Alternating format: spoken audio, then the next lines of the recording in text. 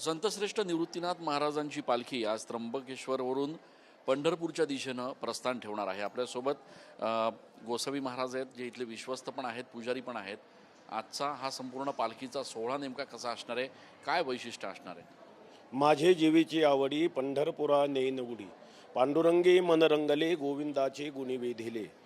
वारकरी संप्रदायामध्ये वारी करणं वारकऱ्याचा प्रधान आचार धर्म आहे। वारकऱ्याचं मुख्य कर्तव्य काय? काया वाचा मनी जीवे सर्वस्वे उदार, बाप रखुमा देवर विठ्ठलाचा वारी करण। साक्षात पांडुरंगाचा निरोप आहे। आषाढी कार्तिकी विसरू नका मज, सांगत असे गुज पांडुरंग। ह्या नियमाला धरून महाराष्ट्रातील सर्वच वारकरी आषाढी वारीच्या निमित्ताने पंढरपूरला जात असतात। हा एक महाराष्ट्राचा अलौकिक सोहळा आहे की सर्वच संतांच्या पालख्या निघतात। त्यामध्ये संप्रदायाचे आद्यगुरू श्रीमंत निवृत्तीनाथ महाराज, ज्यांची संजीवन समाधी या ठिकाणी श्री क्षेत्र त्र्यंबकेश्वर या ठिकाणी आहे। संप्रदायाचं एक आराध्य दैवत महत्त्वाचं निवृत्तीनाथ महाराज म्हणजे साक्षात शिवाचे अवतार आहे।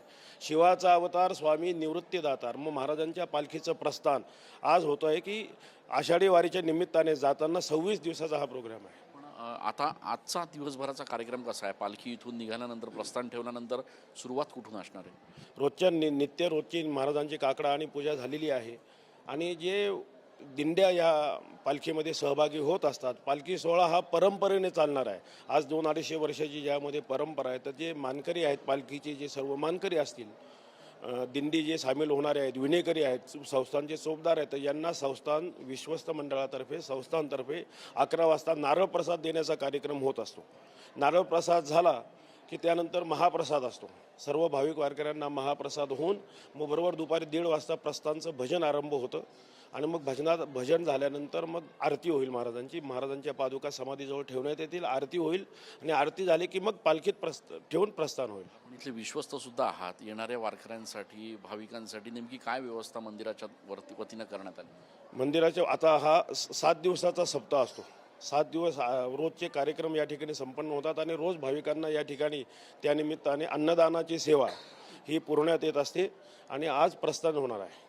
आपण बघतोय की या ठिकाणी मंदिरांच्या वतीनं सुद्धा, विश्वस्त मंडळाच्या वतीनं सुद्धा चोख अशी व्यवस्था जी आहे ती आजच्या या सोहळ्यासाठी ठेवण्यात आलेली आहे।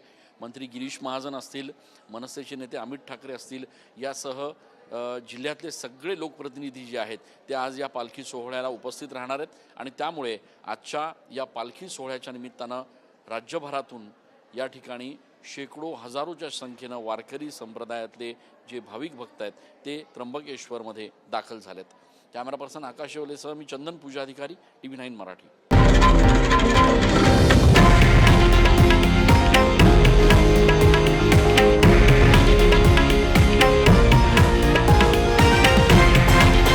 हे आहे देशातील नंबर 1 न्यूज नेटवर्क आणि आपण पाहत आहात TV9 मराठी, एकमेव।